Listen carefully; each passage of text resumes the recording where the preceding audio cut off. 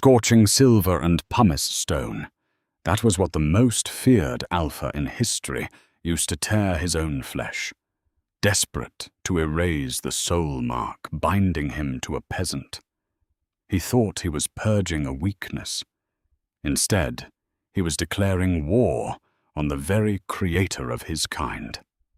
Winter of 1342 brought a bitter, unrelenting freeze to the northern territories of Oakhaven, a kingdom ruled by the iron fist of King Gideon Warwick. Gideon was a lycanthrope of terrifying proportions, an alpha king whose sheer brutality had united the warring packs from the Scottish borders down to the sprawling riverlands. He was a creature of politics, power, and absolute control. Love was a myth whispered by weaklings. Mating was a strategic transaction to secure bloodlines and territories. He was already betrothed to Lady Genevieve of House Ashford, a union that would guarantee his armies the silver-rich mines of the West. But destiny, as the wolves of Oakhaven were about to learn, cared nothing for the politics of mortal kings.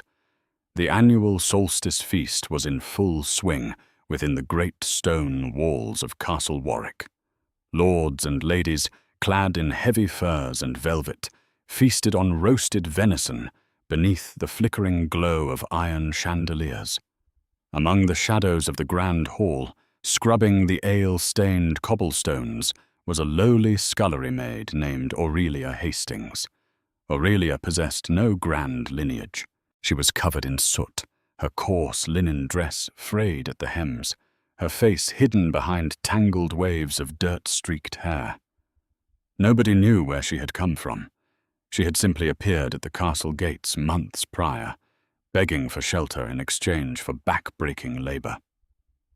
Gideon sat upon his carved oak throne, a bored scowl marring his handsome, rugged features. Lord Reginald Ashford was in the middle of a pompous toast to the upcoming royal wedding when it happened.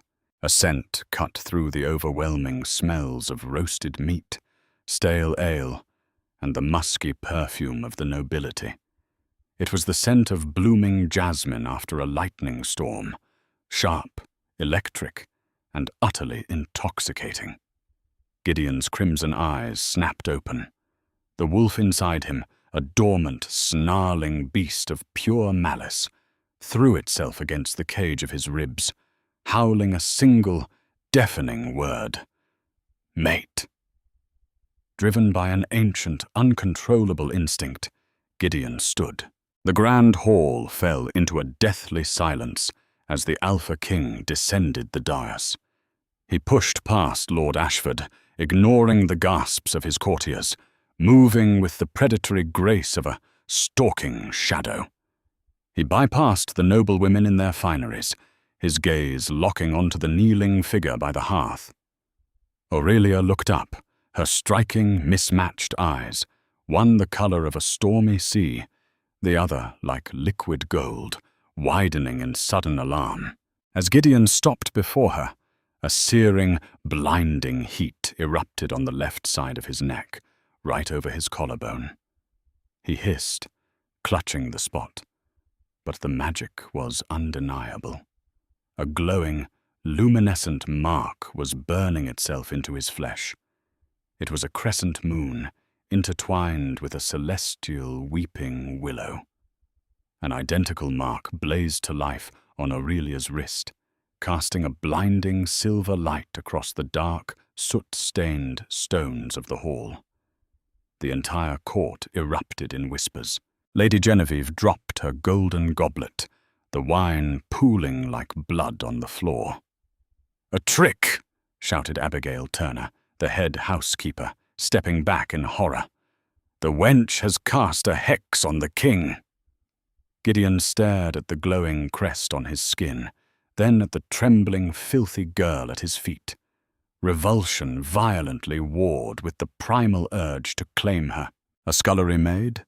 A nameless, penniless wretch? The Alpha King of Oakhaven, feared across the continent, bound to dirt? His pride, a monstrous and fragile thing, reared its ugly head. If he accepted her, he would be the laughing-stock of the kingdoms. He would lose the Ashford alliance. He would lose his absolute authority. "You dare," Gideon growled, his voice vibrating off the vaulted ceilings. His fangs elongated, scraping against his bottom lip. "You dare infiltrate my court and attempt to bind me with some filthy peasant magic?" "My lord, I did nothing," Aurelia whispered, her voice surprisingly steady, though her hands clutched her marked wrist. "The goddess weaves the fates. I am merely the thread." "I am the king!" Gideon roared, striking her across the face with the back of his hand. Aurelia collapsed against the stone hearth, her lips split. But she did not cry out. She only looked at him, a deep, sorrowful disappointment pooling in her strange eyes. It was a look that infuriated him further. "Guards!" Gideon barked. "Take this creature to the dungeons. She is no mate of mine. I reject her." The words, "I reject her," sent a physical shockwave through the room. A rejected mate bond was a death sentence, a tearing of the soul that usually drove both parties to madness. But Gideon was not finished.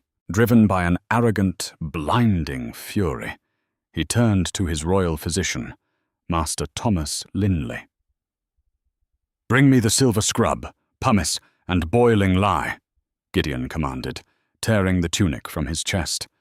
"I will not bear the stain of this vermin on my skin."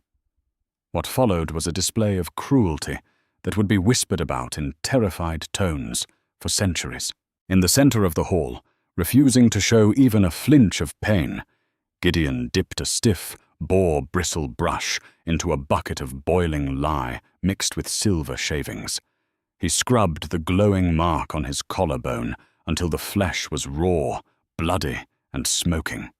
The silver poisoned his lichen healing, ensuring the wound would remain an open, agonizing scar. He was erasing her. He was scrubbing away the divine blessing of the moon. Deep in the dungeons, chained to a freezing wall, Aurelia felt every stroke of that brush. But she did not scream.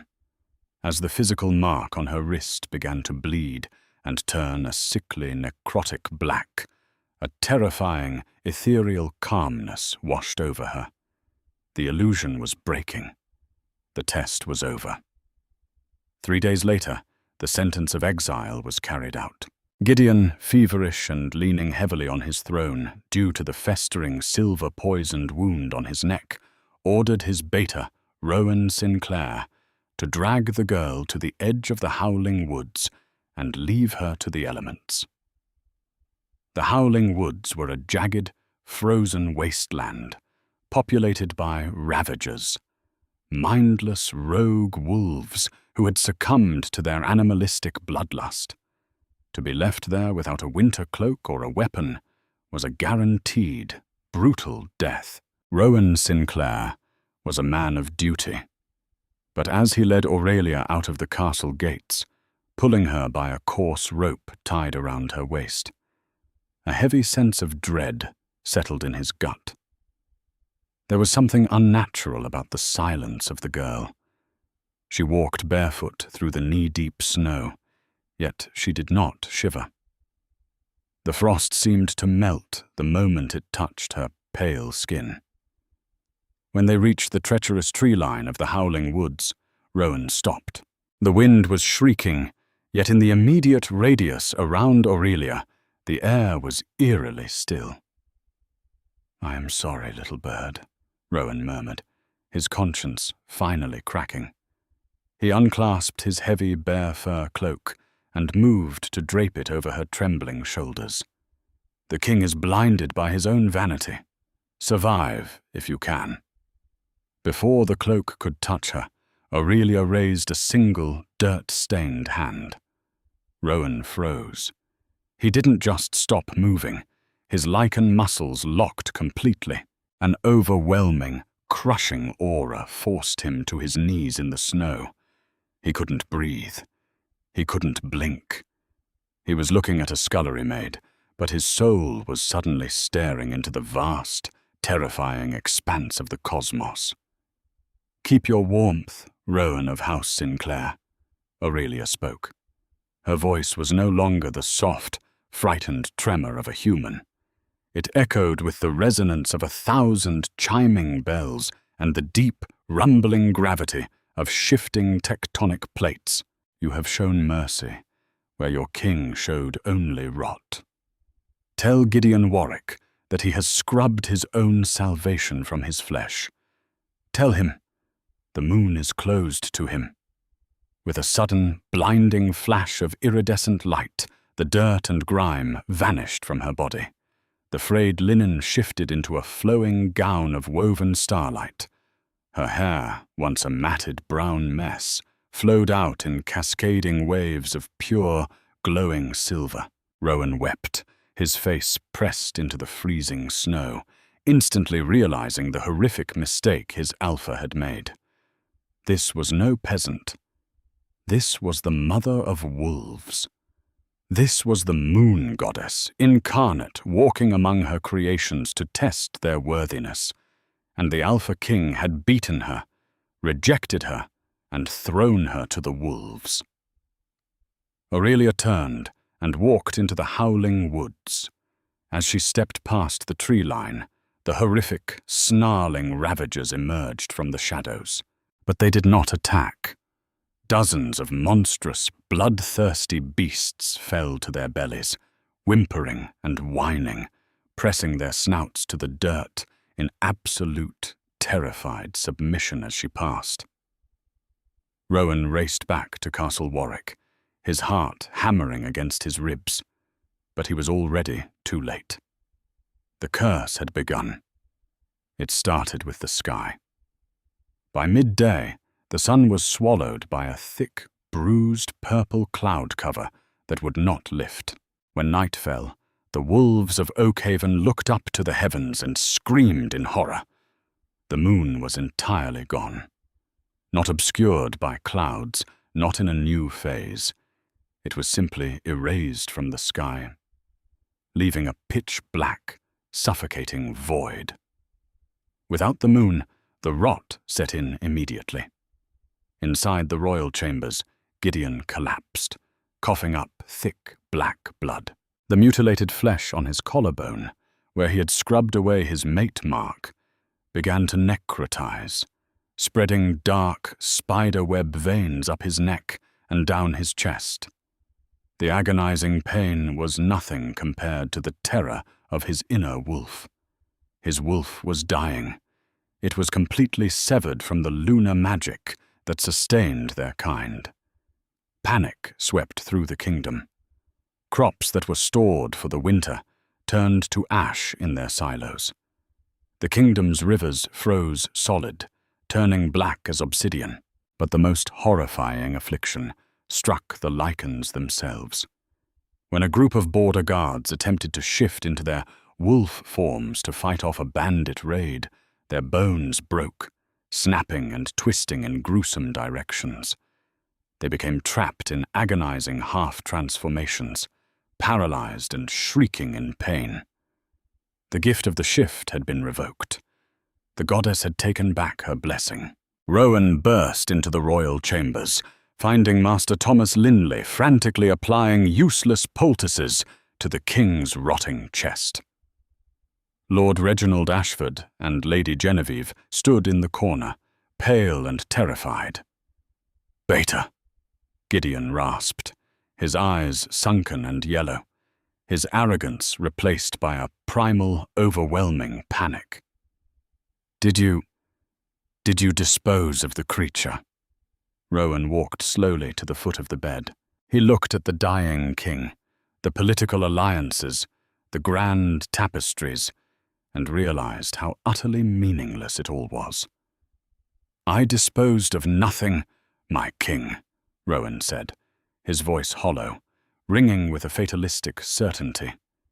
"You threw away a disguised deity. The girl was the moon goddess herself, and she has forsaken us all.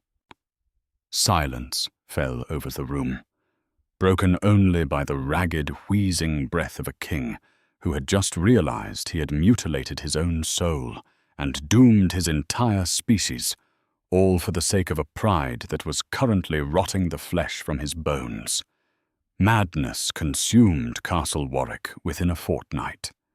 The once impenetrable stronghold of the north had become a rotting tomb of despair, echoing with the agonizing groans of lichens trapped in their own failing bodies. The complete absence of the moon from the night sky had shattered the very foundation of their existence. Without the celestial tether of the goddess, their heightened senses dulled into blindness, their unnatural strength withered into frailty, and their proud, predatory instincts fractured into paranoid hysteria.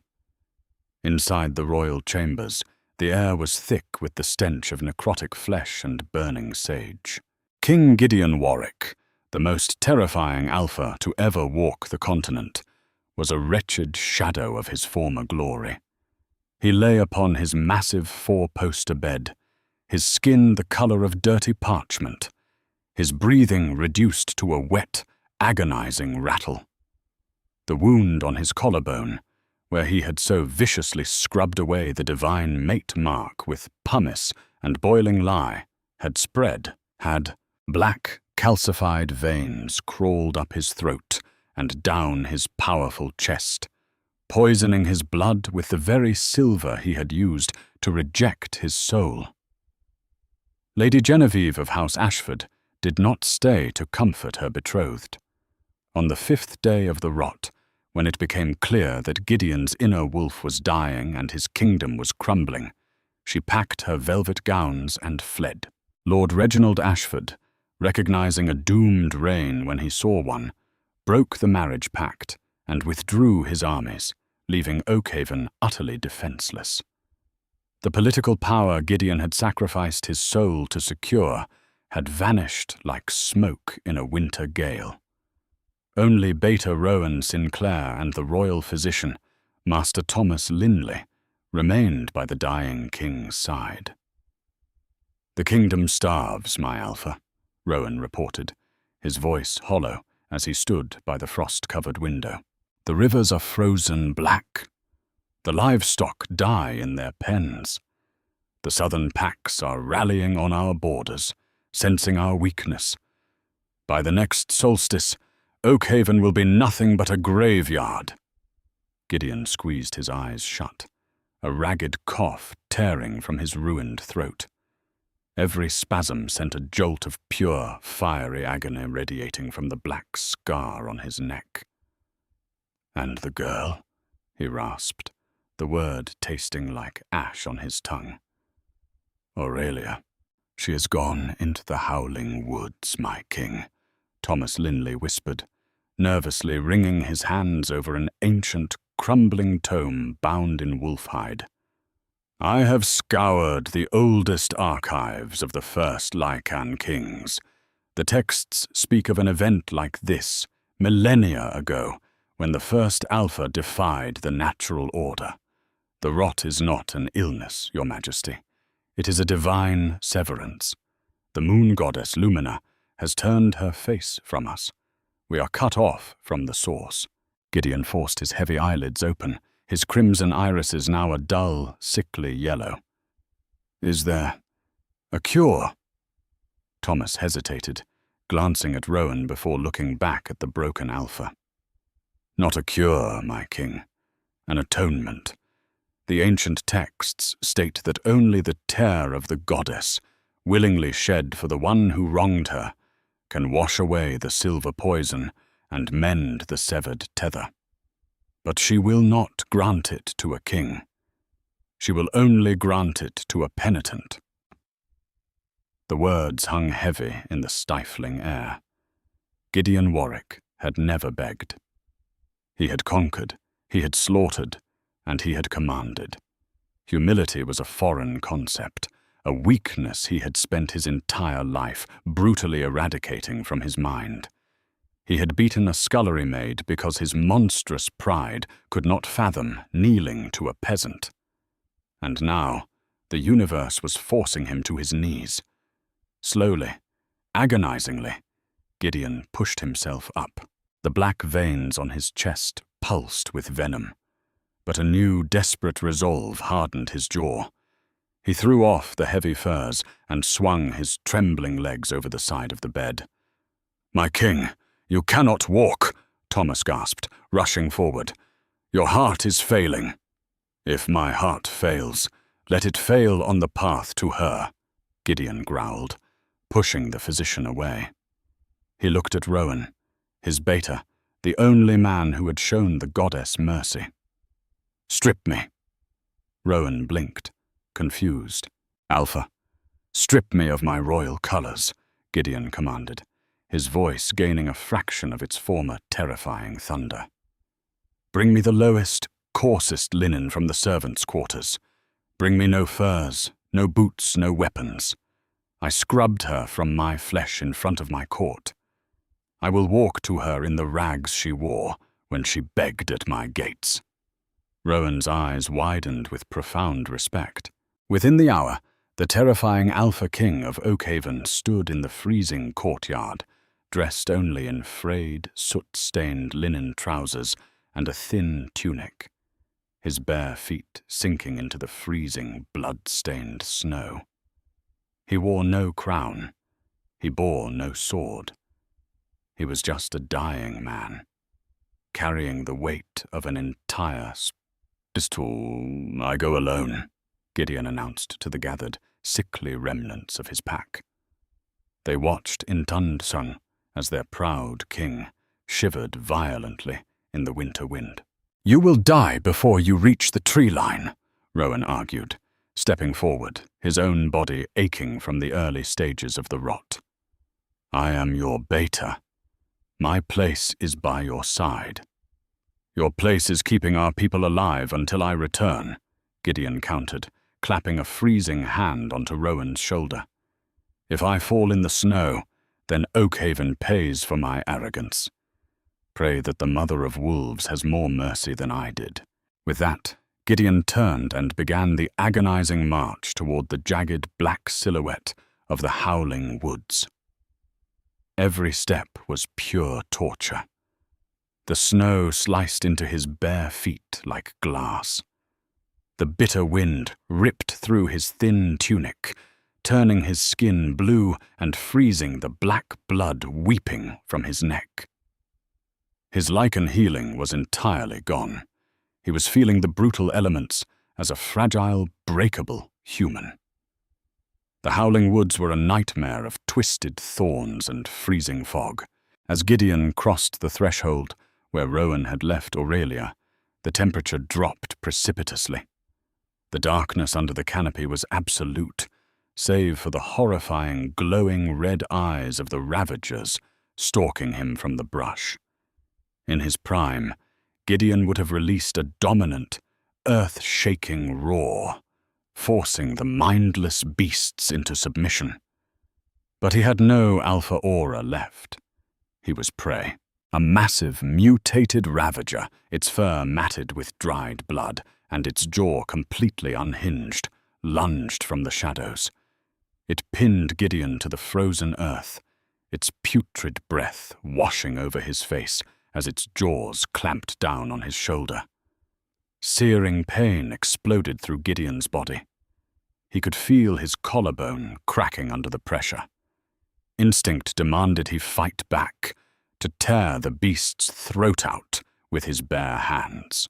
But as Gideon stared into the mindless, tortured eyes of the Ravager, he saw the tragic result of a wolf severed from the goddess's light. This beast was not evil. It was lost, a victim of the very rot his arrogance had accelerated. Instead of fighting, Gideon went entirely limp. He exposed his throat in the ultimate sign of submission. "I am sorry," Gideon whispered through blood-stained teeth, letting go of his rage, letting go of his pride. "Take my life. Feed your hunger. I deserve nothing less." The Ravager froze. Its massive jaws released his shoulder. It sniffed the black, rotting wound on Gideon's neck, let out a pathetic, high-pitched whimper, and backed away, bowing its head to the snow before melting back into the shadows. Gideon laid in the snow, bleeding heavily, the black venom in his veins pumping relentlessly toward his heart. He was dying. He knew he had only minutes left before his body shut down completely, dragging himself forward on his elbows, leaving a trail of dark blood in the pristine white snow. He crawled deeper into the woods. "Aurelia!" he gasped, his vision tunneling into darkness. "Aurelia, please!" A sudden, overwhelming scent of blooming jasmine and ozone flooded the freezing air. The oppressive, thorny underbrush parted like a curtain, revealing a massive, hidden clearing untouched by the winter's devastation. In the center of the grove stood a colossal weeping willow, its leaves made of shimmering, liquid silver, illuminating the space with a blinding, celestial light. The ground was covered in soft, warm moss and blooming night flowers, and standing beneath the great tree, waiting for him, was Aurelia. She was magnificent, terrifying, and utterly divine. She wore a gown woven from the fabric of the cosmos, her mismatched eyes, one stormy sea, one liquid gold, burning with the heavy weight of eternity. The mark on her wrist, identical to the one Gideon had destroyed, glowed with perfect, unbroken brilliance. Gideon dragged his broken body to the edge of the moss and collapsed, his cheek resting against the warm earth. He couldn't lift his head. "You look upon me now, Gideon Warwick," Aurelia's voice resonated, echoing not in the clearing, but directly and he's inside his mind. It was a voice that held the birth and death of stars. "When I knelt before your hearth, covered in ash, you saw only dirt. You saw a stain upon your legacy." "I was blind," Gideon choked out, his voice a pathetic, broken rasp. He didn't ask for healing. He didn't ask for forgiveness for himself. "I was a monster. I scrubbed my soul because I was terrified of being vulnerable. I destroyed myself. But my pack, my people, they are innocent. They did not strike you. Rowan Sinclair tried to clothe you. Please, goddess, punish me. Let me rot in the dark for eternity. But give them back the sky. Give them back the moon." Aurelia floated closer, her bare feet not quite touching the ground. She looked down at the ruined, bleeding king.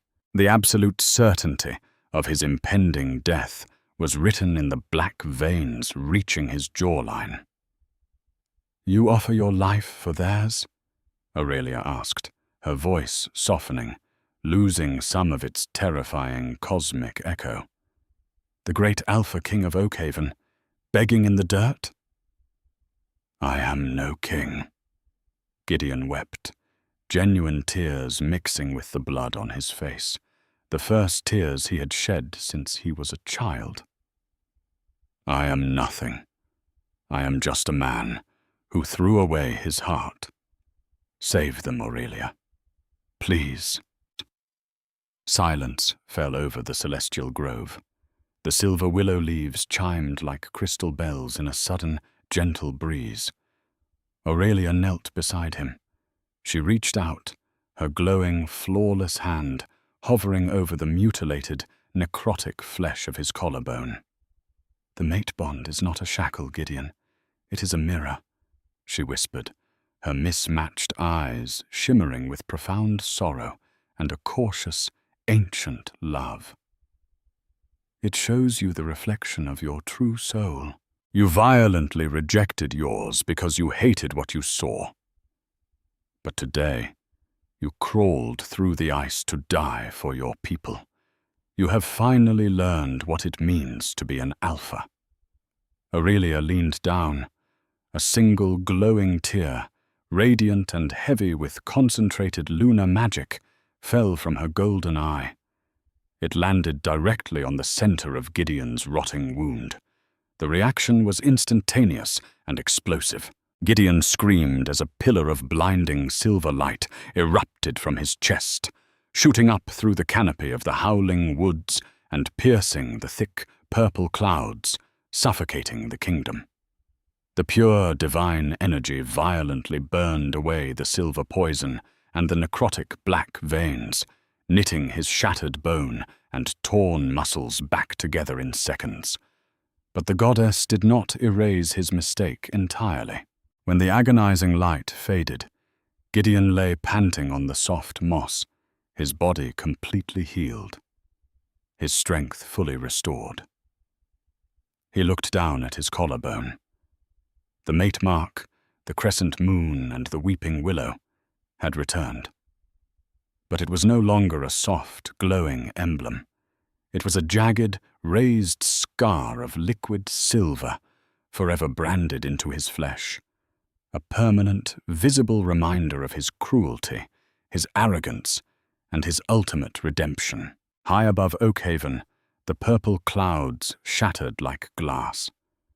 The people of the kingdom fell to their knees in the snow, weeping in pure euphoria as a massive, brilliant full moon violently materialized in the pitch-black sky, bathing the frozen world in its life-giving silver light. The rot vanished instantly. The trapped lichens completed their shifts, howling victorious, earth-shaking songs of gratitude up to the heavens. Back in the grove, Gideon slowly rose to his feet. He looked at Aurelia, the sheer majesty of her presence bringing him back to his knees, this time in absolute, reverent awe. "Rise, Gideon of Oakhaven," Aurelia commanded gently, offering him her hand. Gideon took it, feeling the electric, jasmine-scented spark of the mate bond snap back into place, stronger and more profound than before. He pulled her close, burying his face in her starlit hair, breathing in the scent of his salvation. He knew he would never be the tyrant king again. He would rule as a protector, a servant to his people, and the eternally devoted mate to the goddess who had broken him to save him. The Alpha King had tried how to scrub away his destiny, only to learn that the most unbreakable marks are not worn on the skin, but carved deep into a humbled soul. If you were captivated by Gideon's journey from a cruel Alpha King to a humbled mate, and Aurelia's majestic revelation as the moon goddess, smash that like button. Don't forget to share this epic werewolf romance drama with your fellow fantasy lovers. Subscribe to our channel and ring the notification bell so you never miss another thrilling tale of fated mates, royal betrayals, and divine twists. Leave a comment below. Would you have forgiven Gideon?